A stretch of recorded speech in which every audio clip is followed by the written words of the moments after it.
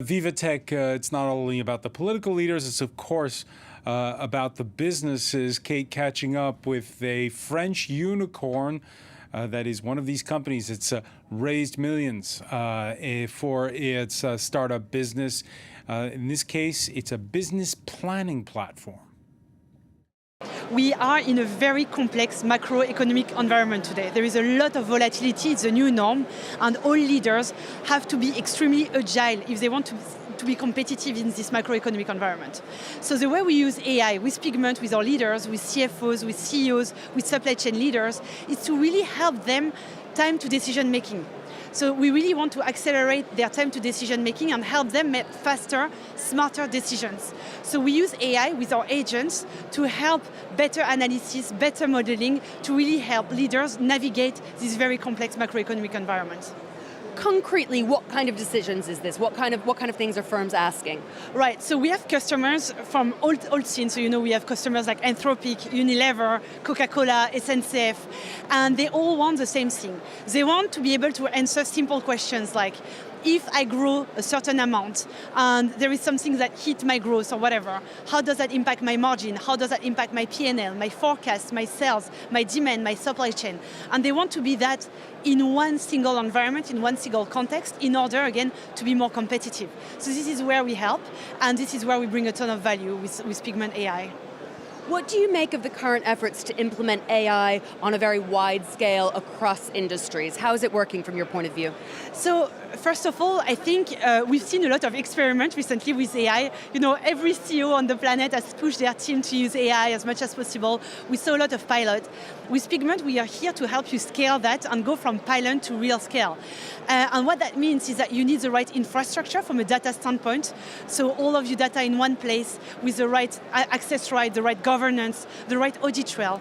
You need to be able to have explainability around your models, transparency, and you need to be able to obviously bring human agency around that. So we are bringing all of these processes together to help humans build end-to-end workflows to automate their work, to be more productive and more intelligent, and help them really manage a team of agents within our platform, within the right infrastructure.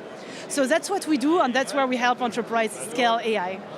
Now, you co-founded Pigment in 2019. In the space of just 5 years, it is now considered a tech unicorn, one of a rare handful, really, in France and in Europe. Talk us through that very rapid rise to success.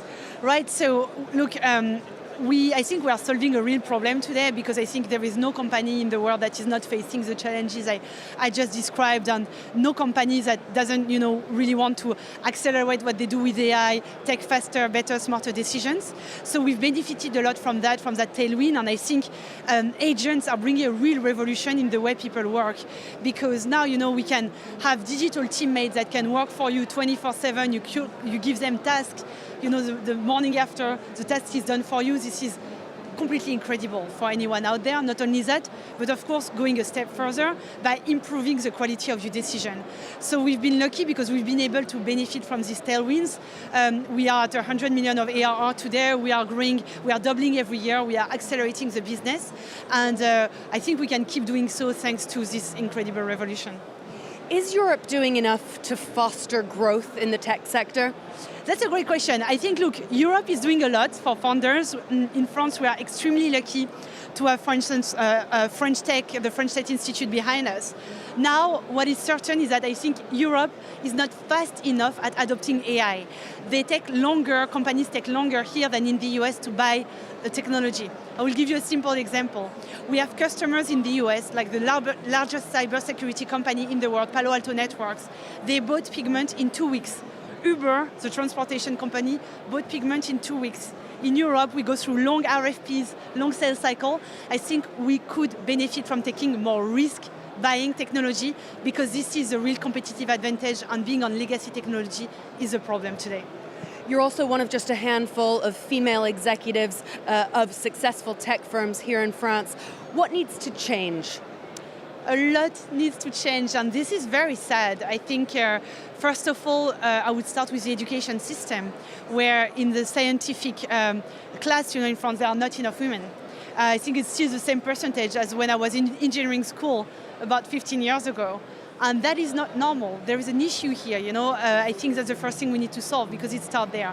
And then I do think that we are lacking a lot of role models within the enterprise. That's what I'm trying to foster at Pigment, because I think it's a virtuous cycle. Once you see role models and once you see it's feasible, it motivates more people to do that. But today, there's still this very big bottleneck.